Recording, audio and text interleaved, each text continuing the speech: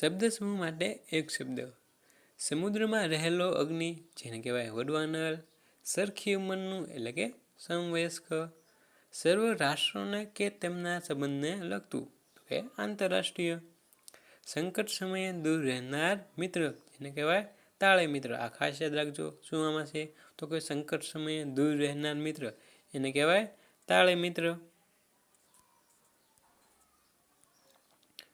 સાચવી રાખવા આપેલી વસ્તુ એને કહેવાય અનામત અથવા થાપણ. આપણે કોઈ વસ્તુ બીજાને સાચવવા આપી હોય તો એને શું કહેવાય? થાપણ અથવા અનામત. ત્યારબાદ સારા નરસાનને પારખનારી શક્તિ એટલે કે વિવેક બુદ્ધિ. સાવ અસંભવિત હોય તેવું એટલે કે આકાશ કુસુમવત. આ ખાસ યાદ રાખજો વિદ્યાર્થી મિત્રો. સાવ અસંભવિત હોય તેવું એટલે કે શું છે? આકાશ કુસુમવત. ત્યારબાદ છે 60 વર્ષે પૂરા થયે ઉજવાતો ઉત્સવ, જેને